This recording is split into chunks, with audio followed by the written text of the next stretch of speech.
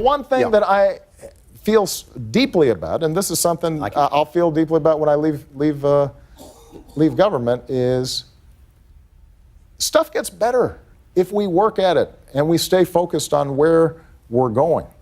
It doesn't immediately get all solved. If you look at what I said at the time, I said, this is going to be an ongoing project, and it's a project of citizens. It's not just fix it. It's how do we work together to get things done, and it will be imperfect. Yes. But over time, is it better? And here's the thing I can say, John. Yes. I can say this unequivocally. The VA is better now than when I came into office.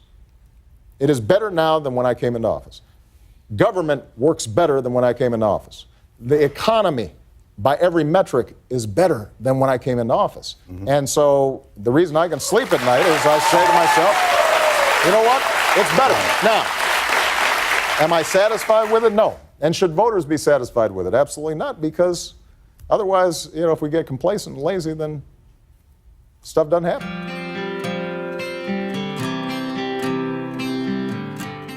You may have setbacks and you may have failures, but you're not done. You're not even getting started. Not by a long shot. And if you ever forget that, just look to history. Thomas Paine was a failed corset maker, a failed teacher, and a failed tax collector before he made his mark on history with a little book called Common Sense that helped ignite a revolution.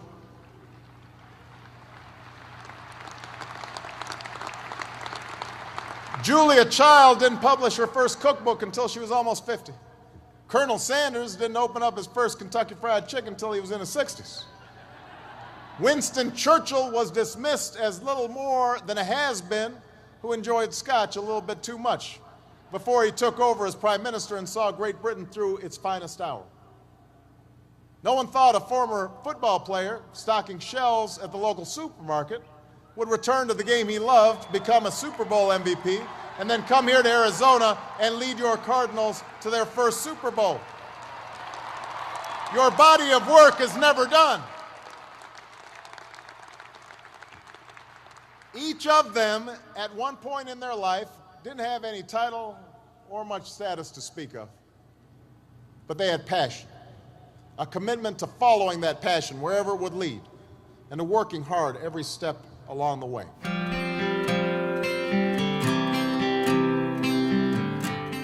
That's what hope is.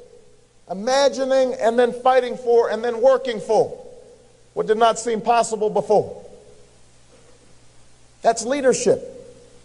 John F. Kennedy didn't look up at the moon and say, oh, that's too far. We can't go. False hopes.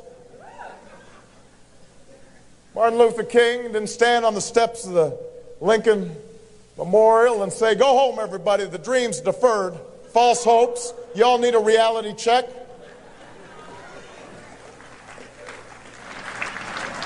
There is a moment in the life of every generation when that spirit of hopefulness has to come through if we are to make our mark on history.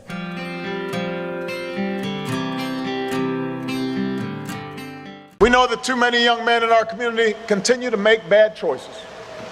And I have to say, growing up, I made quite a few myself. Sometimes I wrote off my own failings as just another example of the world trying to keep a black man down. I had a tendency sometimes to make excuses for me not doing the right thing. But one of the things that all of you have learned over the last 4 years is there's no longer any room for excuses.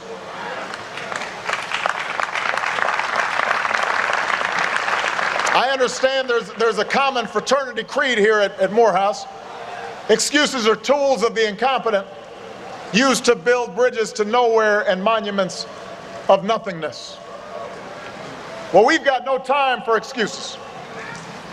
Not because the bitter legacy of slavery and segregation have vanished entirely, they have not. Not because racism and discrimination no longer exist. We know those are still out there.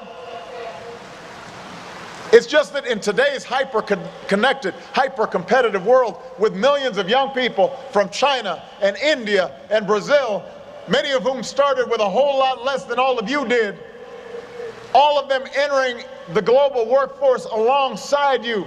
Nobody is going to give you anything that you have not earned. Nobody cares how tough your upbringing was. Nobody cares if you suffered some discrimination. And moreover, you have to remember that whatever you've gone through, it pales in comparison to the hardships previous generations endured, and they overcame them. And if they overcame them, you can overcome them too.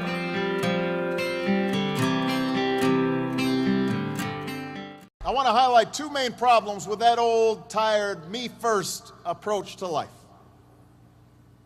First of all, it distracts you from what's truly important.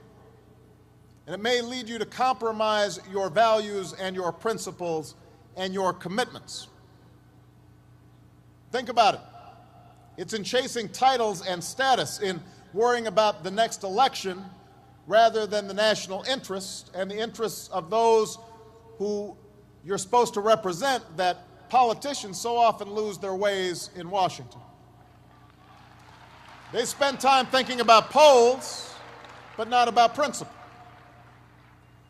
It was in pursuit of gaudy short-term profits and the bonuses that came with them that so many folks lost their way on Wall Street, engaging in extraordinary risks with other people's money. In contrast, the leaders we revere, the businesses and institutions that last, they are not generally the result of a narrow pursuit of popularity or personal advancement, but of devotion to some bigger purpose, the preservation of the Union, or the determination to lift a country out of a depression, the creation of a quality product, a commitment to your customers, your workers, your shareholders, and your community, a commitment to make sure that an institution like ASU is inclusive and diverse and giving opportunity to all.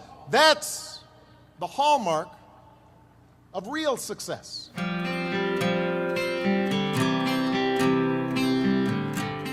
Just don't succeed in any endeavor unless you've got a team that's been supporting you. And that's part of my political philosophy. It's really based on my own experience, which was, if somebody hadn't been out there looking out for me, starting with my mom, my grandmother, my grandfather, then I wouldn't have made it.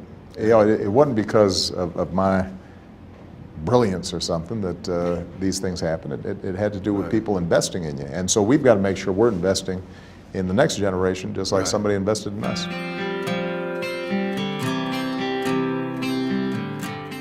You have to have a plan.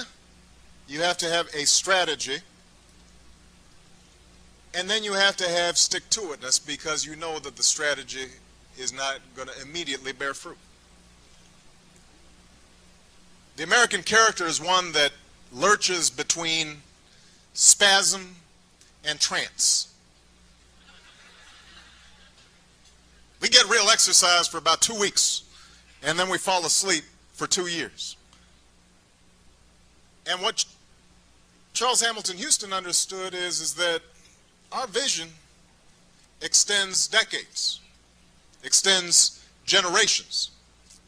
And those young men I talked about, we may not be able to reach them right now, but I tell you what, if we set the trend lines just a little bit better, then the infant that's crying in Compton or Harlem or Anacostia or the Ninth Ward, that infant may have a different future.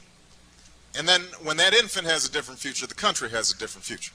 And then we as a people have a different future. So there's got to be an understanding of how time can actually help us move mountains if we're working with time. We're not waiting for time. We're working with it.